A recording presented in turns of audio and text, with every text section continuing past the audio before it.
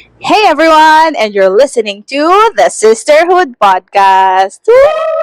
Yeah! Meron na. Yes! Ito Meron na tayong reaction. So, this is part 2 of our conversation. So, actually, same lang din. Kinat natin para hindi masyadong mahaba. Katulad nga po nung sabi mo, namin. namin, ang mga good things comes to those who wait.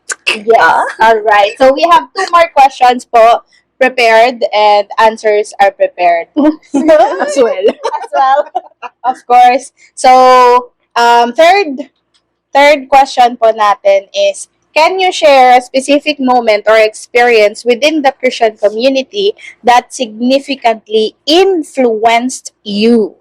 Sino mauna? Jacket Poy? Or gano'n, maibataya. Ayan po. Sige, si Ate Kel na po mauna. Okay. Sa akin, recently lang to. Actually, nung nag-uusap-usap lang din tayo nito noon. Tapos, oo nga, no? About siya sa finances, tsaka sa career. Sobrang, ako kasi kontento na ako. Kontento na ako. May work, tapos okay naman din, nakakaipon din, ganyan. Pero, na-realize ko na pwede ka naman palang mag-dream ng maging wealthy ka as long as tama yung reason mo, as long as inline ka pa rin kay Lord. Yeah. At yung kung saan mo gagamitin yung wealth Yes, mo, tama. yun, okay lang naman din siya. So, ayun na, mas lalo kong na-boost, gusto ko rin magsumikap katulad nila. Kasi, meron din akong gustong tulungan. Yes. Sila may gusto silang tulungan. Ako Sino din. po yung gusto mong tulungan? Ako? Sarili ko. Ang travel pala. Mali pa rin. Ayun. Wag na natin i-reveal dito. Yes. Pero I think, yung isa po na, gusto mong yung mag-invest by helping animals or dogs. Yeah. Parang Kasi naalala secret nga eh. Ay, secret! Hindi, okay lang. Okay lang. Ayun, gusto ko talaga ring maging part ng foundation. Wow, Foundation Day. Gawin tayo na Foundation Day. ng mga animals. Yun. Gusto ko Narinig mag-support ko yun sa mga animal shelter. At the same time, gusto ko rin mag-support sa mga kids na gusto yung arts. Oh! Nandun talaga. Yes, like it. Yeah. Meron na akong i-sponsor na. Meron na siya. Actually, ninang ka na yan Oo. sa arts. Pagdating sa arts. Ayun. Yun. Sorry, kung secret, lumabas na. So, support at again, miracle. Yes, sa pagsuporta niya po, dyan dumadami rin yung kanyang pang-fun. Yeah.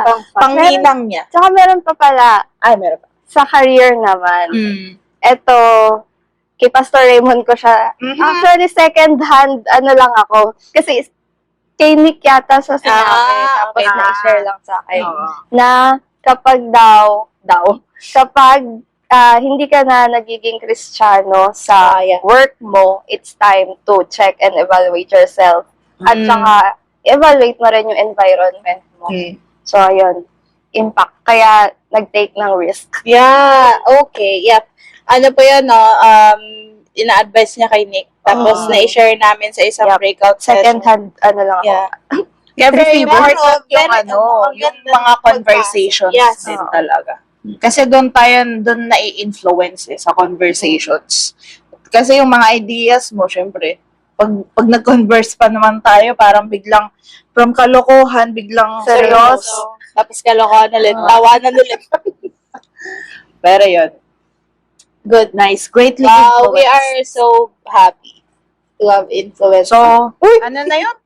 Career Sa and finances, Finances. financial thinking. Yung mindset. Okay, nice. A specific moment na sa akin personally na significantly na nag-influence sa akin ay yung time noon.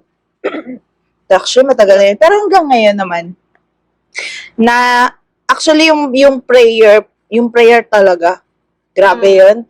Pagka pinagpe-pray natin ng isa't isa, mararamdaman mo talagang may nagpe-pray sa'yo. Lalo kapag yung community mo ay yung nagpe-pray sa'yo kasi ramdam mo yung concern. Yung kahit di sila magsalita, puso yung oo, prayer. may puso. Kasi, naalala ko kasi yung time na na sobrang hirap tayo noon. Last year ata yun. Last year, Like sobrang. October, November. Tapos, nag-share tayo ng pag-testimony, di ba? Minsan napapaiyak na nga eh. And then, lagi nating nare-request, please pray for us, ganyan. Tapos si Mami D, kahit Yeah. sobrang hindi siya masyadong masalita pagdating sa, nyari, nahihirapan ka. Oo, hindi siya ma-vocally encourage. Dapat Mm-mm. alam. Hindi Basta naman- yun. Basta yun. Pero, alam ko nagpe-pray siya. At nararamdaman mo yun every time na, na magkikita kayo. At saka yung mga small gestures na like, nyari, nag-busy siya ng pagkarami-rami, tapos mag-iwan siya ng tinapay, na yung mga ganong klaseng gestures, malaking impact yun. Kahit very small gestures lang is a very big impact para sa akin, sa personally, nararamdaman ko. At saka yung isa pa, Daming yung influence. madami. Dami ba naman Ilang years pa pinagdaanan? naman. Magkakasama eh. Magkakasama na sa lahat eh. Yun, yung prayer and support. Yun yung isa. Tapos yung isa pa, siguro support na din yun. Yung time na, minsan pag hindi nyo gusto, kahit lahat eh, pag sa atin, may times na hindi nyo gusto yung decision ko, di ba?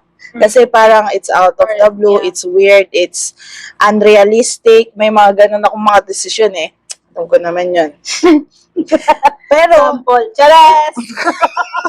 mga unrealistic decision or yung mga sobrang risky decision. Mahilig kasi akong gamanon. Ako yun naman yung tipo na tao na kaya kong i-risk ang lahat. Kaso yun lang, naubos. Yun lang. Yun lang, naubos. Kaya nga nandiyan yung community. Okay. Buti Diba? na lang. Sasaluin nyo. Catch me. Catch me if I fall.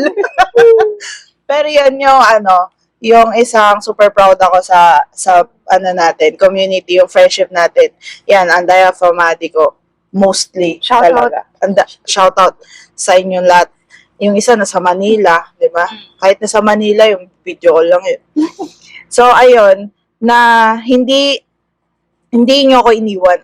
Na yan. Water. True thick and thin. Ako na lang. Yun yung totoong true thick and thin na kahit may mga times na hindi natin gusto yung decisions ng isa't isa, nandiyan tayo para sa isa't isa. Hindi naman, talaga naman kasi may individuality tayong lahat eh. At dito sa atin, sa friendship natin, sa community, parang ito yung napansin ko that we respect each individuals as an individual.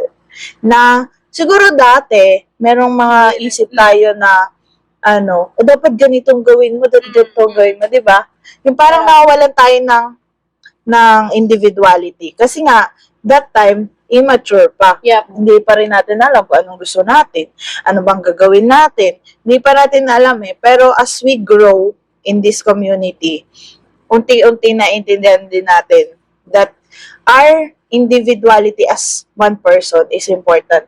Kung paano important yung community, ganoon din ka-important yung sarili natin to grow.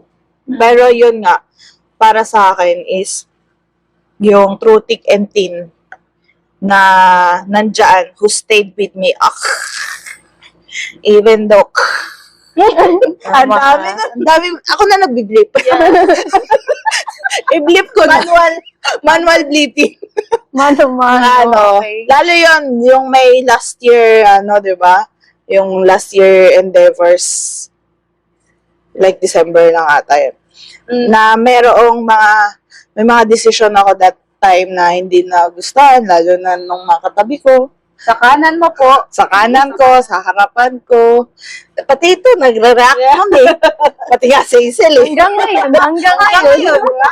Pero, yun nga, nandun pa rin that we support each other and pray. Yeah. Kasi talagang minsan, kahit ako hindi ko makita yung behind what's in front of me. Pero kaya nga dyan yung community kasi nakikita nila yung perspectives. Nasisilip lang. Umiwas ka na lang, yan. Nakarap sa... Oo, yun nga, gano'n nga. Nakikita nyo kasi yung different perspective. So, Kasi circle. tama. Yun. Kasi nga circle, hindi nga kasi row. Pag row kasi nakikita mo lang harap lang eh. Oh, galing ng sample. Ganun na, no? Yun yung topic title sa Circle. header. Circle. So yun sa akin. Ikaw naman. Dami ko Sige. na sarabi na naman. Yes. Kaya ka nga pala sa gitna eh. Ako, sa akin, itong community na to, na impact niya sa akin is company. Company, sisterhood. Ha! Mali! Hindi company na kasama. Yan, ganun po.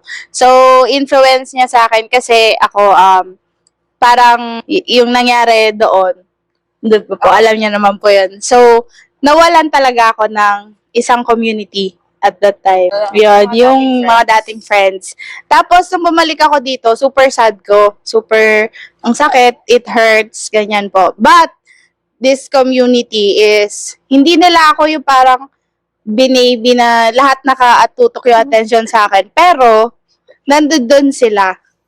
Alam niyo po yun, yung para lang tayong lumulutang lahat. Uy, naging ano na, nagpalutang. Sago. Sago. So yun yung influence sa akin. Though matagal na po tayong magkakasama, like, hindi na mabilang kanina, binabalikan po namin ko ilang years na, hindi na, 3/4, sila siguro kung half, sa akin 3/4 of my life. Kasama na yung family ko. And, ewan ko po sa inyo. Yun, kasi may mga nag-away-away moments pa kayo. Ewan ko, counted ba yun?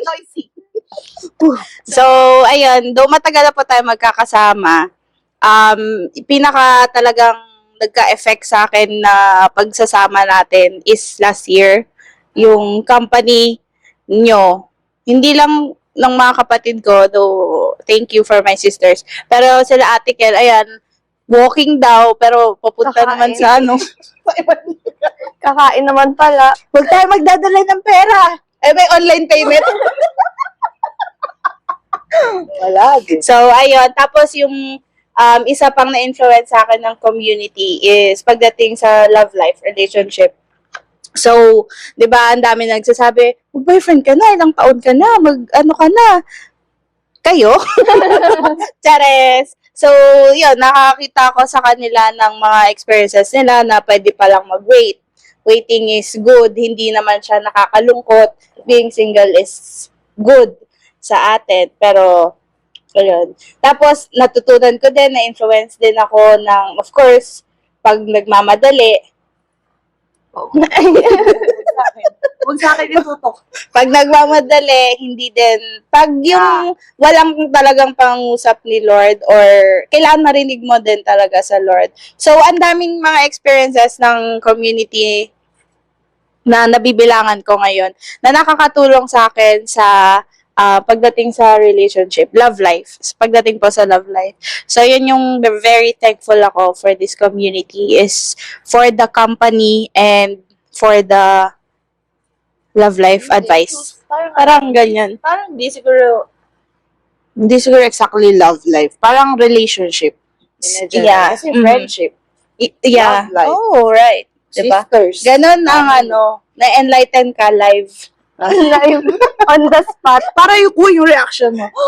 May dadagdag lang ako. Shout okay. out na lang po.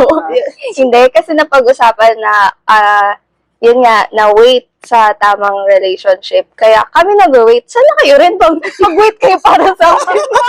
Huwag madaliin. Darating yan. Kami mo nag-wait.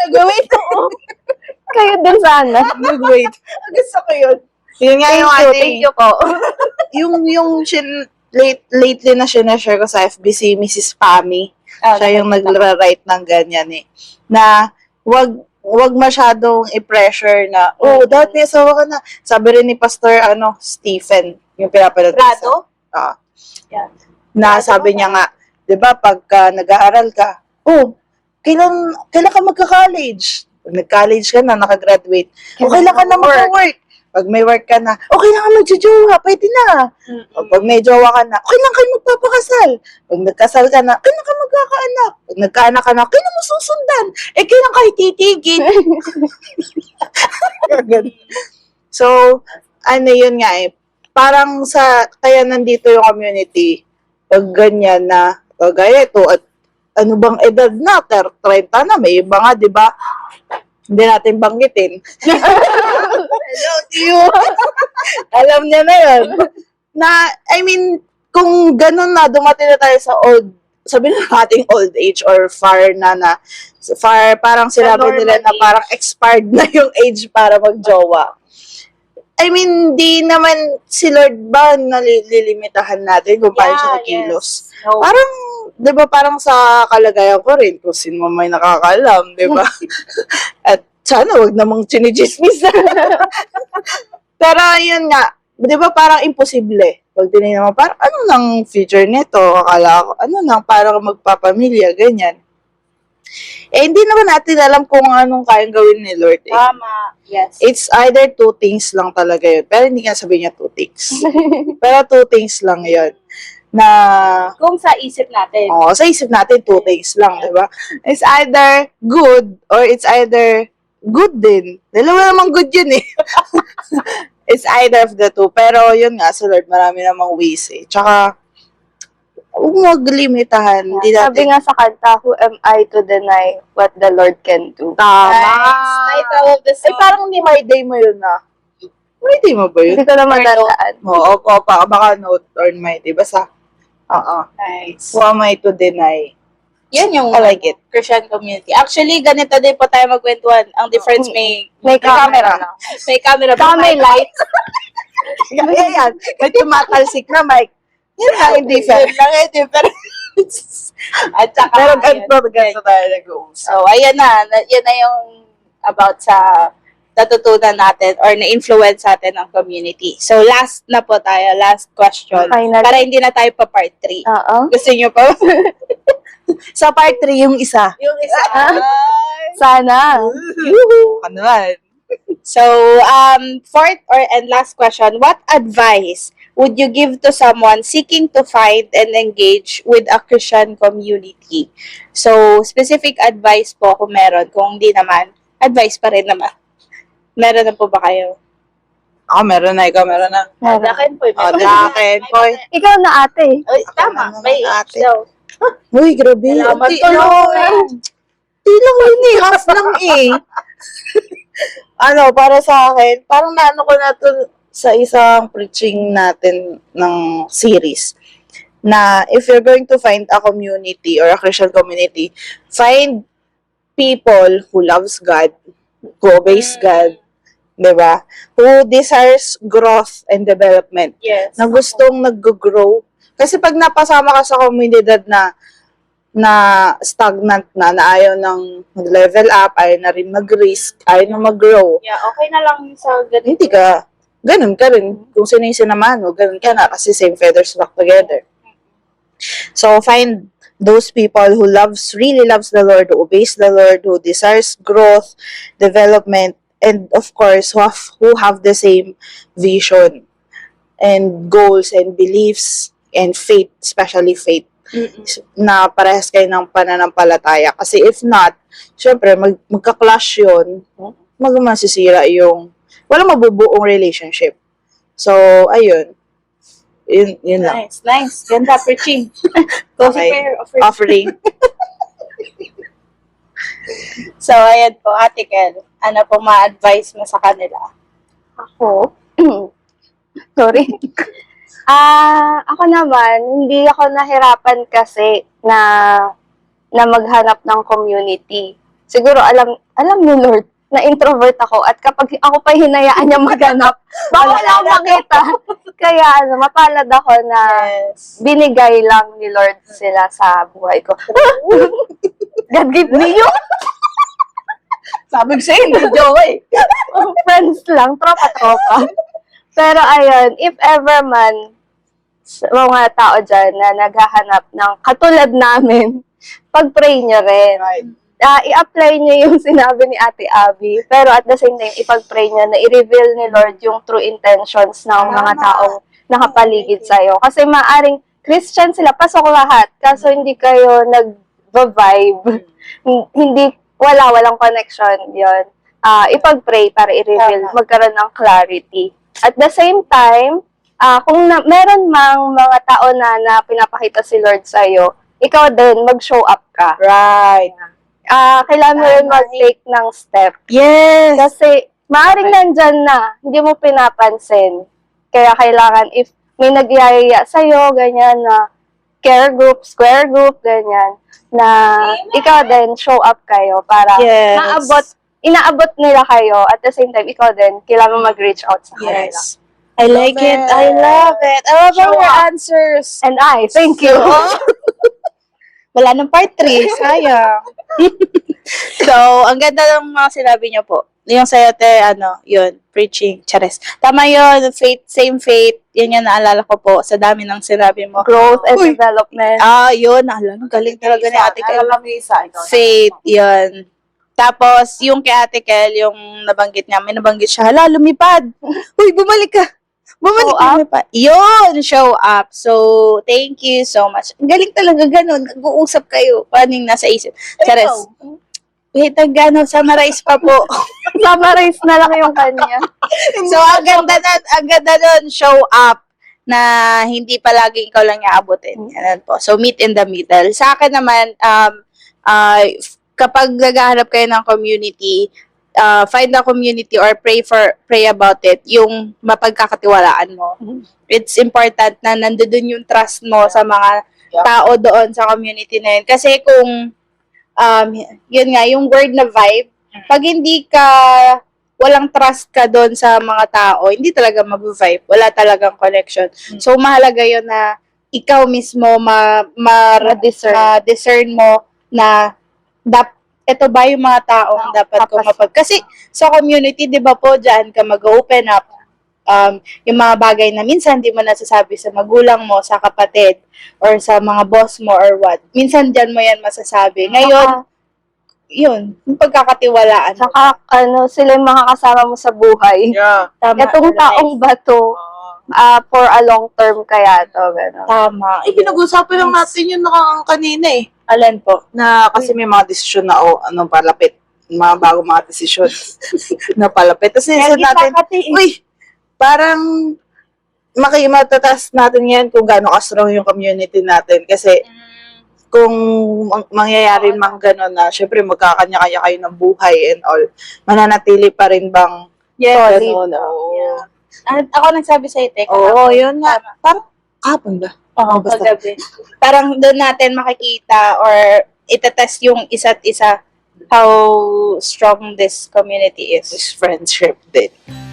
Yon. At ayun po yung mga advice from us. And again, we're not experts. Wala pa kami bachelor's degree sa mga advice na ito. Ano lang yan, parang feeling ko, parang insights natin. Yeah, insight. Kasi kung pag sabi nating advice, parang ito na yung parang Standard. standard. Pero hindi siya, parang hindi point. naman siya standard. Meron niyang sinasabi pag nagbibigay ng advice. Ikaw, kung gusto niyo sundin, go. Tama. Disclaimer. Tama, yun na lang Tama. Ayun. So, etong mga pinagsasabi namin dito. Mga experiences Based namin. on experience, personal experience po sa aming Christian community. Kasi marami talagang Christian community. Hindi secret yung mga community dito sa Pilipinas, which is good. Especially, yeah. So, ayun, yun lang, hanapin natin, pag-pray natin yung tamang community. Kasi, yun ang sabi na namin. So, ayun po yung aming mga insights about the Christian community. Expect more people who coming soon about this. Kasi marami yan, iba-ibang insight ng mga tao. So, mag-invite pa po kami ng other guests, maybe within our community or outside our community para ibang fresh impact. Lagyan naman to. Ibang atake. Ayun. Nice. Takpa din. Yes. Yun, ibang atake naman. So, abang-abang lang po kayo dyan. And if you wanna share your thoughts as well, leave us a comment sa Spotify, sa YouTube, sa Facebook, or anywhere na makita niyo po kami. So, give us your insights as well para, share tayo ng insight. Surviving through life's challenges. One story at a time. Goodbye! See you next time! Woo!